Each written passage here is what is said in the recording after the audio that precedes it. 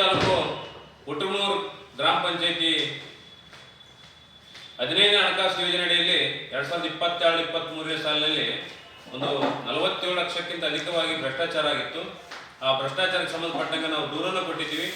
ದೂರಿಗೆ ಸಂಬಂಧಿಸಿದಂತೆ ನಾವು ಗ್ರಾಮ ಪಂಚಾಯಿತಿ ಕಾರ್ಯಾಲಯ ಹುಟ್ಟೂರಲ್ಲಿ ಸುಮಾರು 6 ದಿನಗಳ ಕಾಲ ನಾವು ದಂಡಿ ಸತ್ಯಾಗ್ರಹ ಹಮ್ಮಿಕೊಂಡ ಮೇಲೆ ಎಚ್ಚೆತ್ತಂತ ಮೇಲಾಧಿಕಾರಿಗಳು ತನಿಖೆಯನ್ನು ನಡೆಸಿ ತನಿಖಾ ವರದಿ ಪ್ರಕಾರ ಮುಖ್ಯ ಕಾರ್ಯನಿರ್ವಹಣಾಧಿಕಾರಿಗಳು ಜಿಲ್ಲಾ ಪಂಚಾಯತ್ ರಾಯಚೂರು ಅವರು ಅಂದಿನ ಗ್ರಾಮ ಪಂಚಾಯತ್ ಅಭಿವೃದ್ಧಿ ಅಧಿಕಾರಿಗಳಾಗಿರ್ತಕ್ಕಂಥ ರಾಮಪ್ಪ ನಡಿಗೇರಿ ಅವರನ್ನ ಅಮಾನತು ಮಾಡಿತ್ತು. ಅದಾದ ಮೇಲೆ ಅದಕ್ಕೆ ಸಹಕಾರ ಕೊಟ್ಟಂತ ಇನ್ನಿತರ ವ್ಯಕ್ತಿಗಳು ಅಂದ್ರೆ ಆ ಅಂದಿನ ಗ್ರಾಮ ಪಂಚಾಯತ್ ಅಧ್ಯಕ್ಷರಾಗಿರ್ತಕ್ಕಂಥ ಶ್ರೀಮತಿ ಕಾವೇರಿಗಂಡ ಗೋವಿಂದಪ್ಪರವರು ಮತ್ತು ಈ ಸದ್ಯ ಹಾಲಿ ಅಧ್ಯಕ್ಷರಾಗಿರ್ತಕ್ಕಂಥ ಶ್ರೀಮತಿ ಈರಮ್ಮಗಂಡ ಅಮರಪ್ಪರವರು ಇವರು ಅವ್ರ ಜೊತೆ ಕೈ ಜೋಡಿಸಿ ಭ್ರಷ್ಟಾಚಾರ ಎಸಗಿದ್ರು.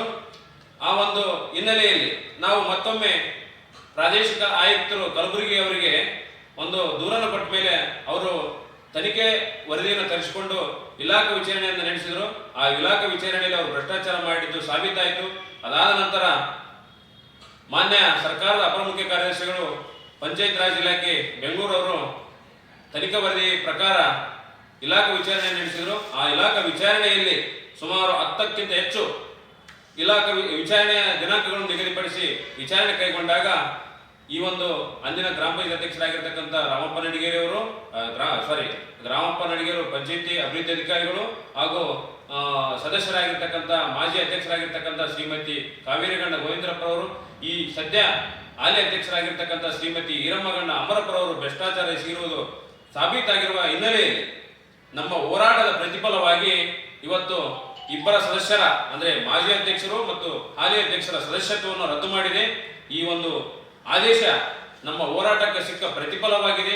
ಇದು ಯಾವುದೇ ದುರುದ್ದೇಶಪೂರ್ವಕವಾಗಿ ಅಲ್ಲ, ರಾಜಕೀಯ ಪ್ರೇರಿತವಾಗಿ ಅಲ್ಲ, ಕೀಳರಿಮೆ ಮೇಲರಿಮೆ ಆಗಲಿ, ಜಾತಿ ತಾರತಮ್ಯ ಆಗಲಿ, ಪಕ್ಷಾತೀತ ನಮ್ಮ ಹೋರಾಟ ಯಾರೇ ಮಾಡಿದ್ರು, ನಮ್ಮ ಮನೆಯವರು ಮಾಡಿದ್ರು ನಾವು ಭ್ರಷ್ಟಾಚಾರದ ವಿರುದ್ಧ ಹೋರಾಟ ಮಾಡ್ತೀವಿ ಅಂತೇಳಿ ಈ ಸಂದರ್ಭದಲ್ಲಿ ಹೇಳ್ತಾ ಈ ಒಂದು ಆದೇಶದ ಪ್ರಕಾರ ಮುಖ್ಯ ಕಾರ್ಯನಿರ್ವಹಣಾಧಿಕಾರಿಗಳು ಅಧಿಕಾರಿಗಳು ಜಿಲ್ಲಾ ಪಂಚಾಯತ್ ರಾಯಚೂರವರು ಹಾಗೂ ಜಿಲ್ಲಾಡಳಿತವರು ಇನ್ನಾದರೂ ಎಚ್ಚೆತ್ತುಕೊಂಡು ಗ್ರಾಮ ಪಂಚಾಯತ್ ಮಟ್ಟದಲ್ಲಿ ಭ್ರಷ್ಟಾಚಾರ ಆಗದಂತೆ ತಡೆಗಟ್ಟಿ ಈ ಒಂದು ಭ್ರಷ್ಟಾಚಾರದ ವಿರುದ್ಧ ಹೋರಾಟ ಮಾಡ್ತಕ್ಕಂಥ ನಮ್ಮ ಒಂದು ಹೋರಾಟ ಶಕ್ತಿ ತುಂಬಕ್ಕಂತೇಳಿ ತಮ್ಮಲ್ಲಿ ವಿನಂತಿಸಿಕೊಡ್ತೀನಿ.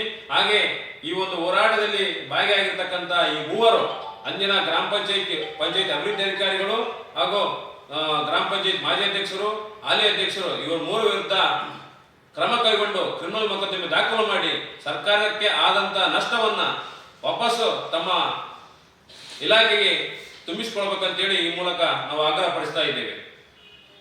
ನನ್ನ ಪತ್ರಿಕಾ ಮಾಧ್ಯಮದ ಮಿತ್ರರಲ್ಲಿ ತಿಳಿಪಡಿಸಿದೇನೆಂದರೆ, ನಾಳೆ ದಿವಸ ಗಣರಾಜ್ಯೋತ್ಸವ ದಿನವಾಗಿದ್ದು ಮುಂಚಿತವಾಗಿ ತಮಗೆಲ್ಲ ಗಣರಾಜ್ಯೋತ್ಸವದ ಆರ್ಥಿಕ ಶುಭಾಶಯಗಳನ್ನು ಕೋರುತ್ತಾ ತಮ್ಮಲ್ಲಿ ಪ್ರಸ್ತುತಪಡಿಸುವುದೇನೆಂದರೆ,